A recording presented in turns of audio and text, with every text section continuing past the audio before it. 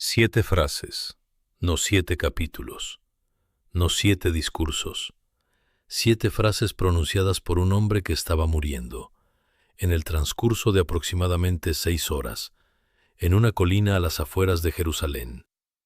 La crucifixión no era el escenario diseñado para hablar, era exactamente lo contrario. El método romano de ejecución estaba concebido para producir una muerte por asfixia progresiva. Cada respiración requería que el condenado se elevara sobre los clavos para expandir el diafragma. Hablar consumía el mismo esfuerzo que respirar. Cada palabra tenía un costo físico que resulta difícil de imaginar desde la distancia de 2000 años. Y sin embargo Jesús habló 7 veces. Cada una de esas frases fue preservada en al menos uno de los 4 evangelios. Ninguna de las 4 fuentes recoge las 7 completas. Escucharlas todas hay que leer a Mateo, a Marcos, a Lucas y a Juan juntos, como si fueran 4 testigos que estuvieron en el mismo lugar, y cada uno oyó algo diferente según desde donde miraba. Lo que encontré cuando las examiné una por una, con el texto griego al lado, fue que cada frase es una puerta. Y detrás de cada puerta hay algo que el relato superficial de la crucifixión no muestra. Eso es lo que vamos a hacer hoy, abrir las 7 puertas. Primera palabra, el perdón. Padre, perdónalos, porque no saben lo que hacen. Lucas 23, 34. Es la primera frase que Jesús pronunció desde la cruz, según Lucas. Y es la que más me detuvo cuando empecé a estudiar este episodio en serio, precisamente porque la mayoría de los lectores la pasa rápido. La conocen de memoria. La han escuchado tantas veces que ya no la escuchan. El texto griego, sin embargo, contiene algo que la mayoría de las traducciones no captura. El verbo que Lucas usa para perdónalos es afes, del verbo afiemi. En griego clásico, este verbo no significa solo perdonar en el sentido de no guardar rencor. Significa soltar, liberar, dejar ir. Es el mismo verbo que se usa cuando alguien suelta una cuerda o cuando un pájaro es liberado de una jaula. Jesús no está diciendo solamente, no les guardes esto en cuenta. Está pidiendo que sean soltados de las consecuencias de lo que están haciendo. Y la razón que da es la que más me inquieta. Porque no saben lo que hacen. No lo dice como excusa, lo dice como diagnóstico. Los soldados que clavaban los clavos sabían perfectamente lo que estaban haciendo en términos físicos. Lo que no sabían, lo que estaban haciendo sin comprenderlo, era otra cosa. ¿Qué era esa otra cosa? El texto no lo explica. La teología cristiana clásica ha respondido de diferentes maneras a lo largo de los siglos. Lo más honesto es dejar la frase con su peso completo sin intentar resolverla demasiado rápido. La primera palabra desde la cruz no fue una queja, no fue una maldición, no fue una declaración de inocencia. Fue una petición en favor de los que lo estaban matando. Segunda palabra, el paraíso. De cierto te digo que hoy estarás conmigo en el paraíso. Lucas 23, 43. Esta frase tiene una historia detrás que la mayoría de los lectores desconoce completamente y que cambia cómo se lee. Jesús fue crucificado entre 2 hombres. Los evangelios los llaman malhechores o ladrones, según la traducción. El texto griego usa la palabra kakurgos, que significa literalmente el que hace mal, el que obra mal. No especifica el delito. Uno de los 2 se unió a la burla, el otro hizo algo inesperado.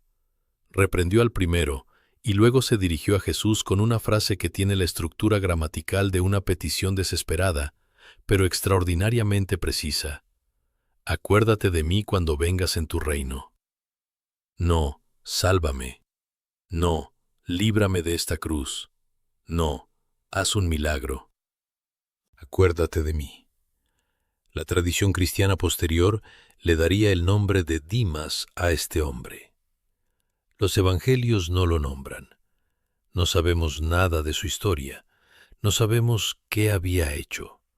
Lo único que sabemos de él es esa petición y la respuesta que recibió.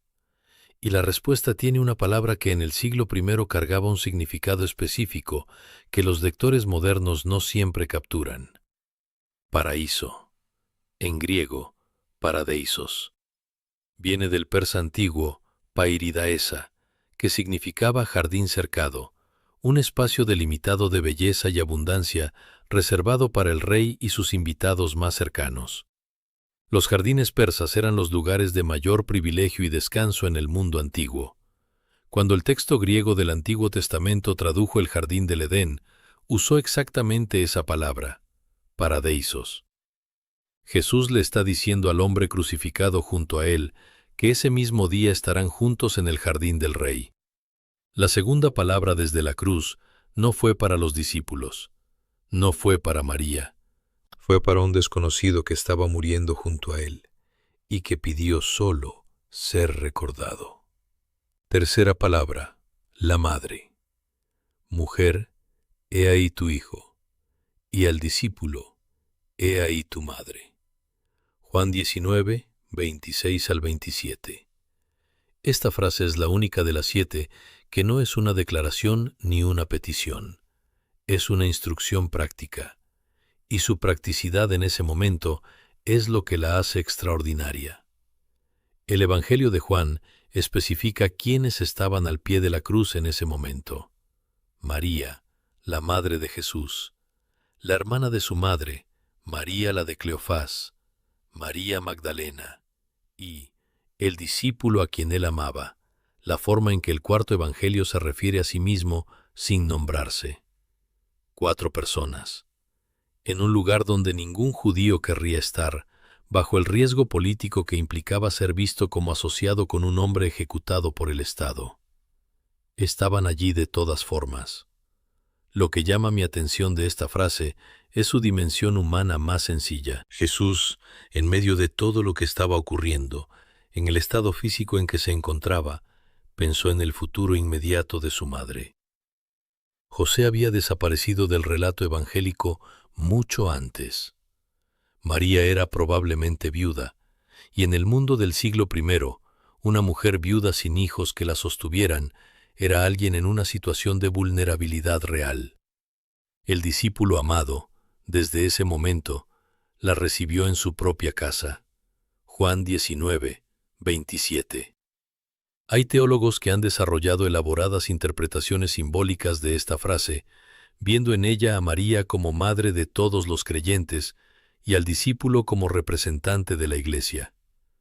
Esas interpretaciones pueden ser válidas. Pero lo que no puede ignorarse debajo de toda esa teología es algo mucho más concreto. Un hijo que, desde la cruz, se aseguraba de que su madre estuviera cuidada. La tercera palabra fue para ella. Cuarta palabra, el grito. Dios mío, ¿por qué me has abandonado? Mateo 27:46, Marcos 15:34. Esta es la única de las 7 frases que Jesús pronunció en arameo y que los evangelistas preservaron en el idioma original antes de traducirla. Mateo transcribe, Elí, Elí, lama sabactani. Marcos transcribe, Eloí, Eloí, lama sabactani. Son variantes dialectales del mismo grito. Es la más oscura de las 7, la más desconcertante, la más teológicamente incómoda, y merece detenerse aquí más que en ninguna otra. Este grito es la primera línea del Salmo 22. Cualquier judío del siglo I con educación básica en las Escrituras que escuchara esas palabras reconocería inmediatamente el texto. No era solo una expresión de angustia personal, era la cita de un salmo específico, y eso cambia completamente cómo se lee. El Salmo 22 no es un salmo de derrota. Comienza en el abandono más profundo que un ser humano puede expresar y termina con una proclamación de victoria universal. Se acordarán y se volverán a Jehová todos los confines de la tierra. A pueblo no nacido aún, anunciarán que Él hizo esto. Cuando Jesús pronunció la primera línea del Salmo, los que lo conocían sabían cómo terminaba ese texto. Este grito guarda además que la referencia al Salmo. Existe en él algo que resulta imposible de reducir a una cita litúrgica, la realidad física y espiritual de lo que estaba experimentando. El teólogo Jürgen Moltmann, en su obra El Dios crucificado, dedicó años a argumentar que este grito no puede ser suavizado teológicamente. Que si se toma en serio la encarnación, si Jesús era plenamente humano, entonces ese grito fue real. No fue una actuación, no fue una cita decorativa, fue el momento más oscuro. Y fue también el momento en que el salmo más oscuro del Antiguo Testamento encontró al único ser humano que podía pronunciarlo con toda su verdad. Quinta palabra, la sed. Tengo sed. Juan 19, 28. La más corta de las 7. 2 palabras en español, 3 en griego. Dipso. Juan introduce esta frase con una observación que es una de las más teológicamente densas de todo el relato de la pasión.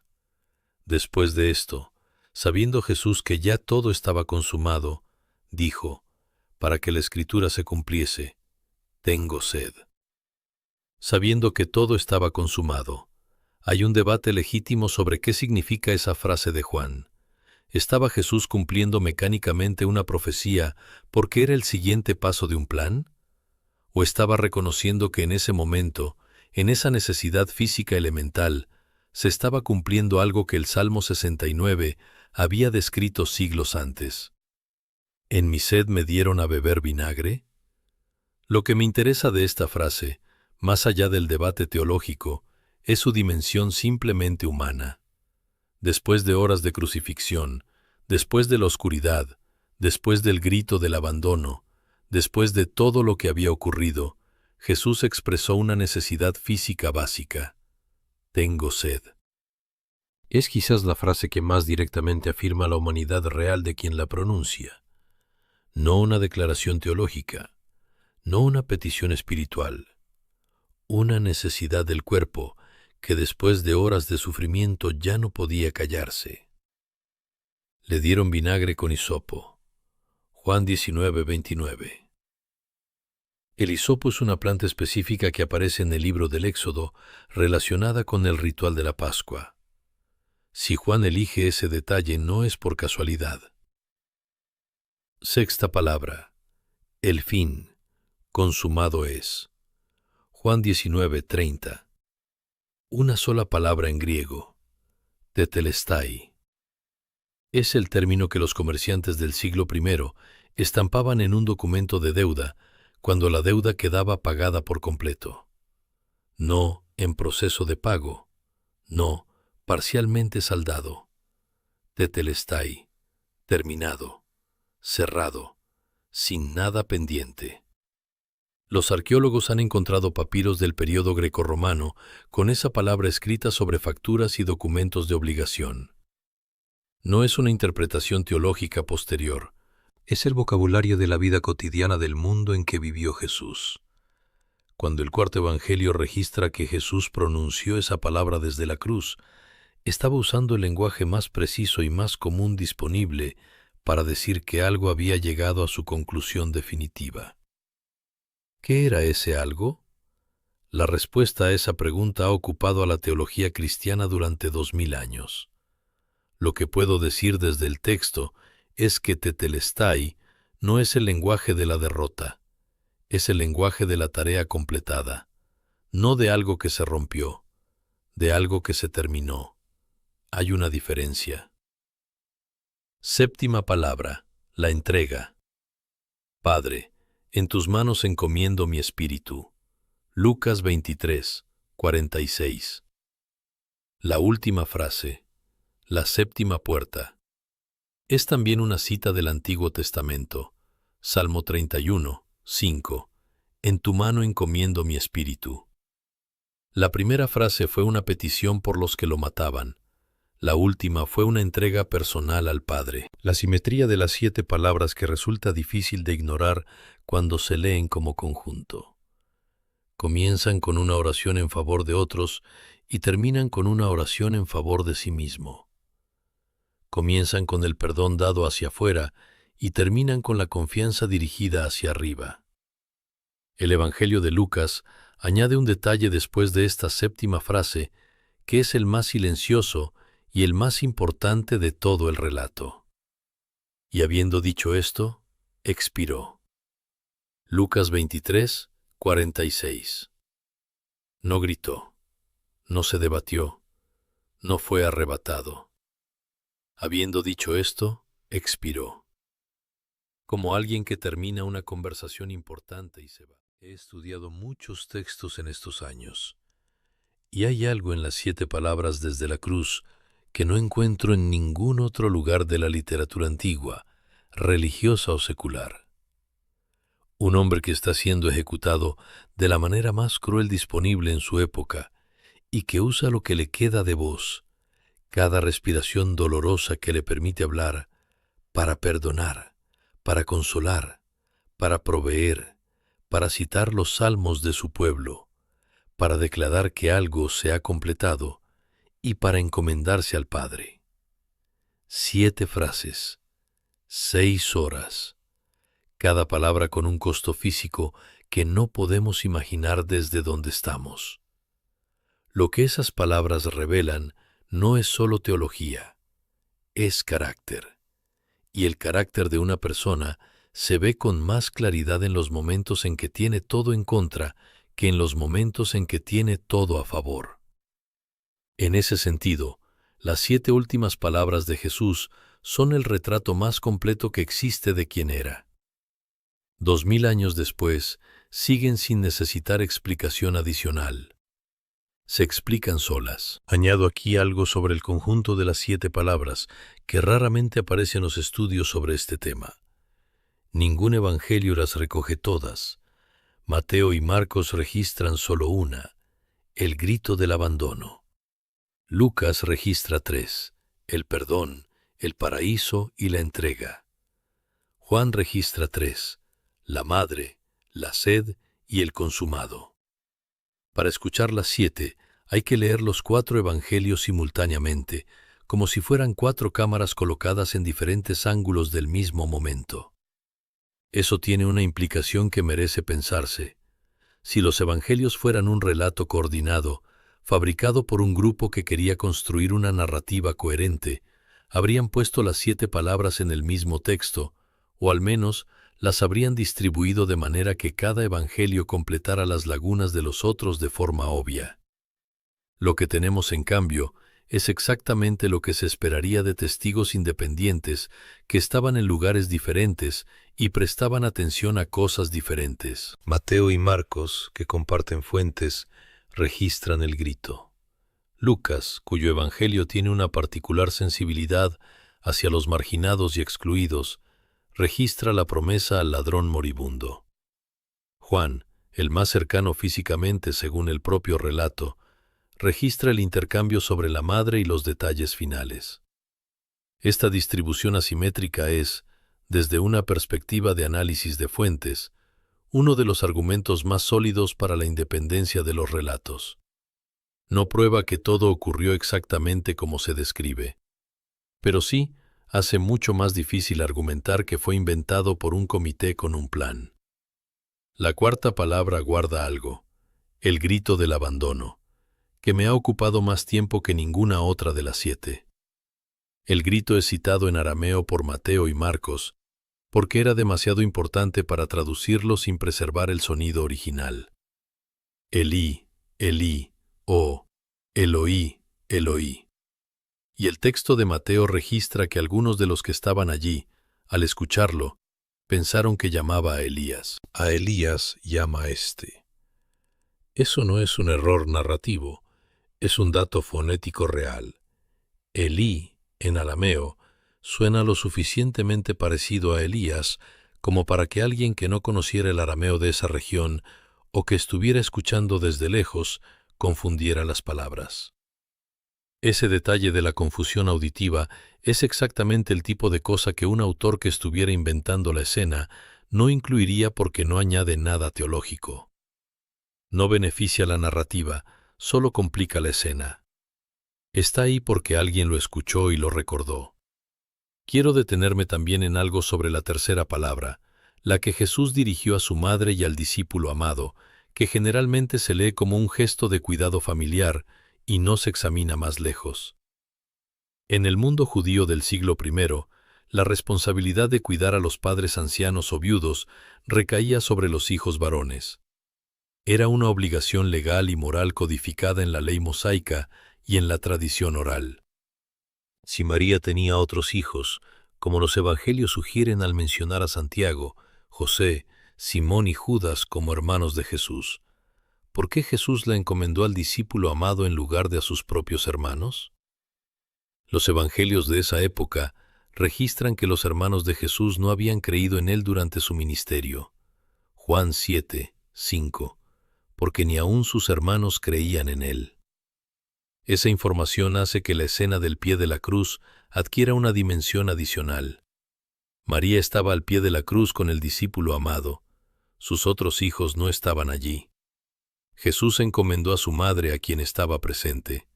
Es un detalle que habla de algo completamente humano. La fidelidad se gana con la presencia, no solo con el parentesco. Hay una dimensión de las 7 palabras que pertenece a la tradición litúrgica más que al análisis histórico, pero vale mencionarlo porque revela cómo estas frases han vivido en la memoria colectiva del cristianismo. Desde el siglo XVII, la práctica de meditar sobre las 7 últimas palabras de Jesús en la cruz se convirtió en un ejercicio espiritual central de la Semana Santa. El jesuita Alonso Mejía Bedoya predicó en Lima, en el siglo XVII, un ciclo de 7 sermones basados en cada una de las frases. Esa práctica se extendió por toda Latinoamérica y España.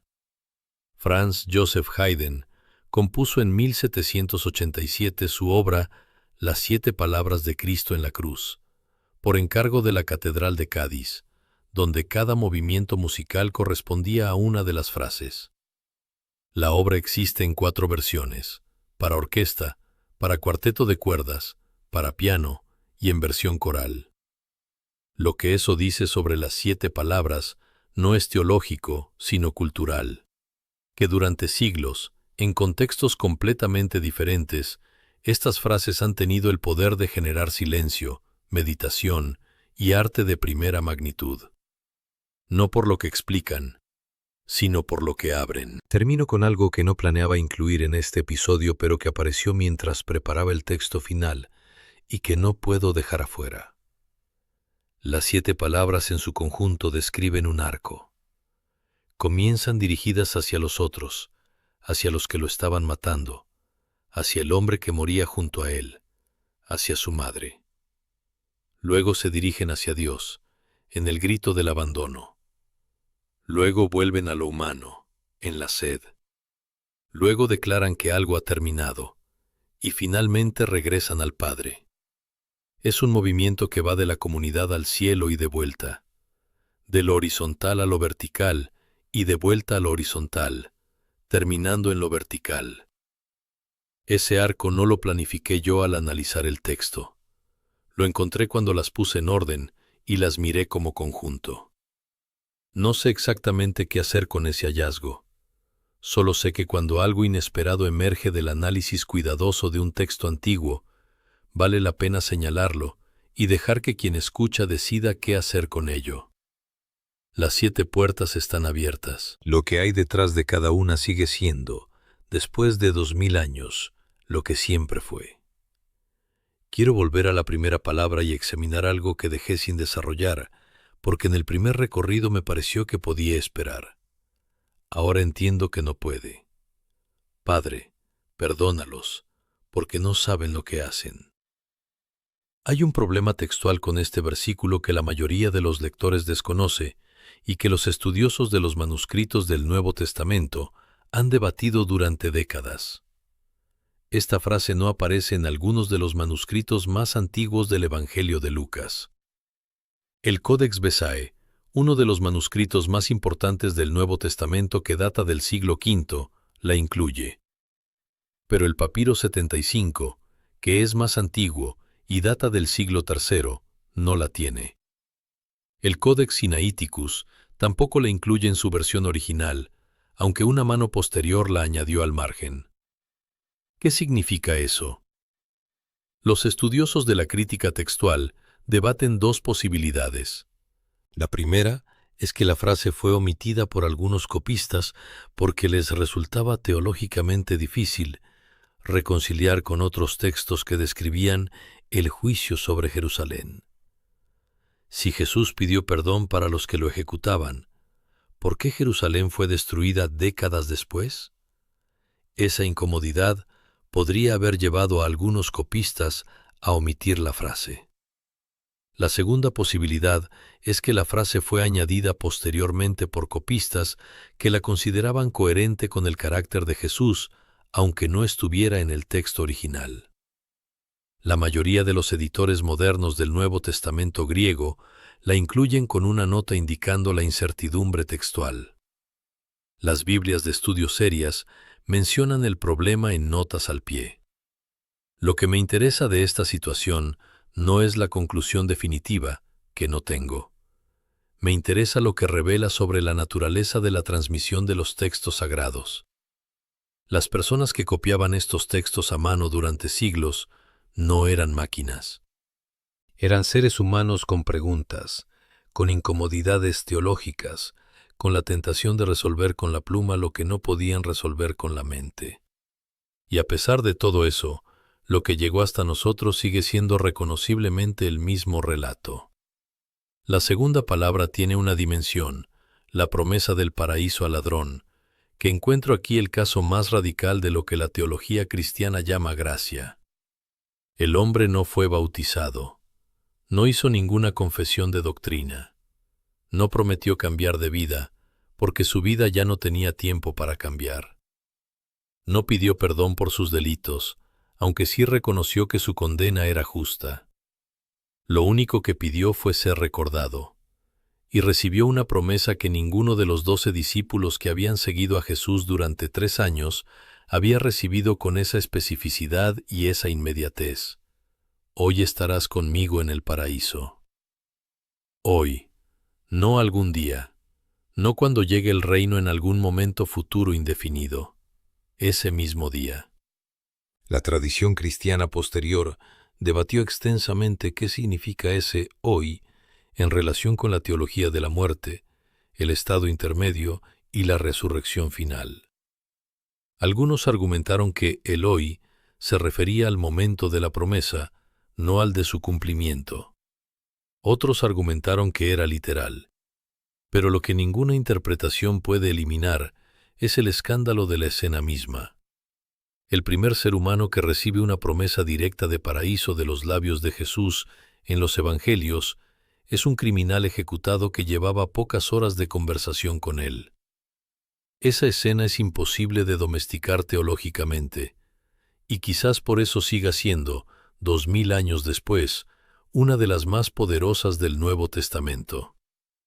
La quinta palabra, tengo sed, merece más tiempo del que le di en el primer recorrido, porque hay en ella algo que los comentaristas tienden a pasar muy rápido. El vinagre que le ofrecieron en respuesta a esa frase viene en el relato de Juan con un detalle que ya mencioné.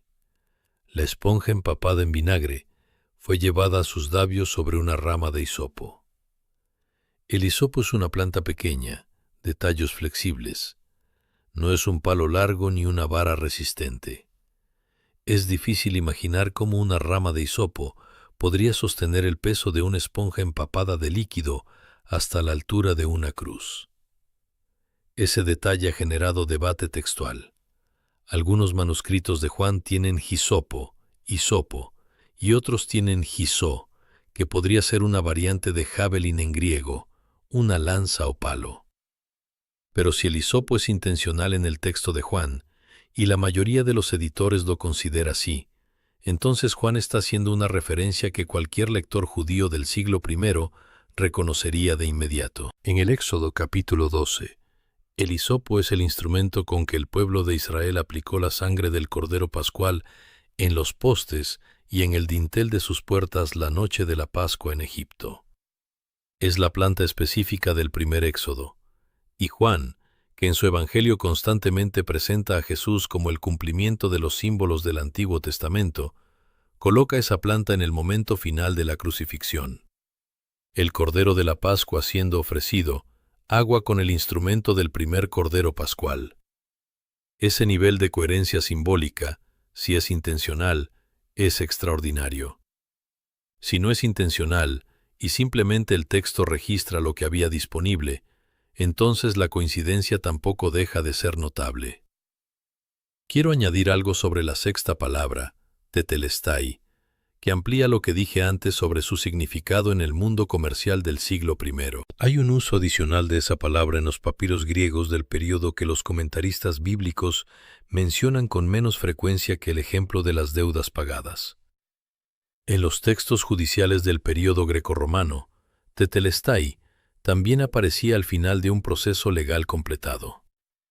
Cuando un tribunal había emitido su veredicto definitivo, cuando todas las apelaciones habían sido agotadas y la sentencia era final e irreversible, los documentos legales podían llevar esa marca, concluido, terminado, sin más recursos disponibles.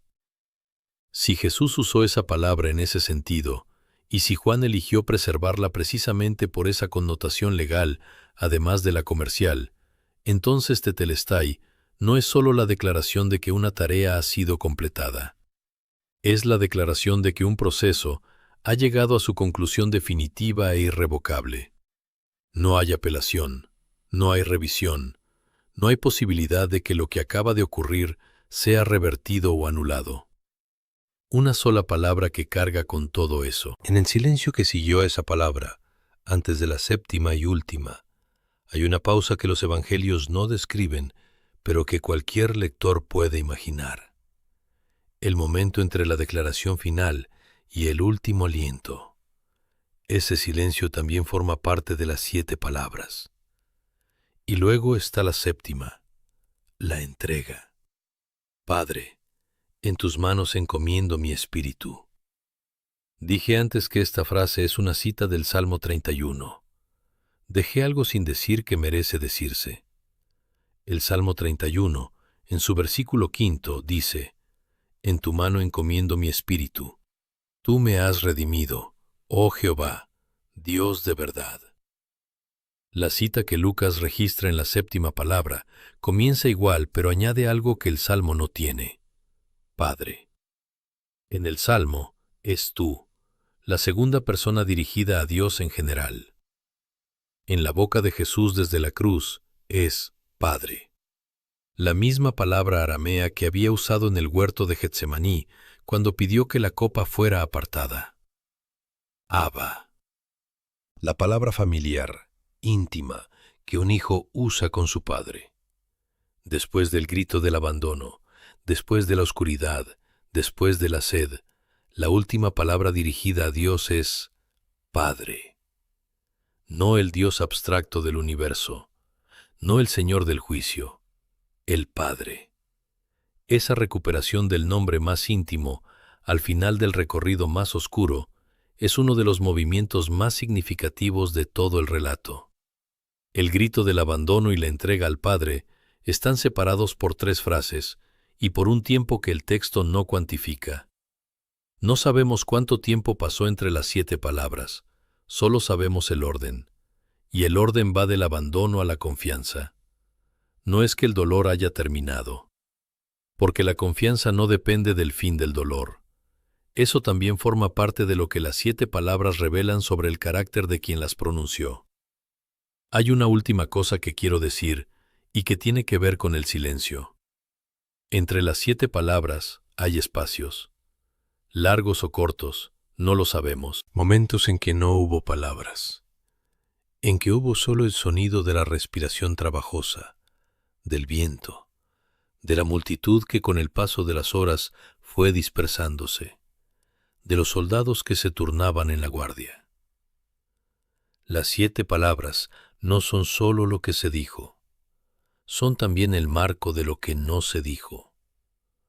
Un hombre que habría podido maldecir y no maldijo, que habría podido reclamar y no reclamó, que habría podido clamar por una intervención que no llegó y que sin embargo no abandonó la orientación con que llegó a ese lugar. El silencio entre las palabras también es parte del retrato, y es, quizás, la parte que más dice.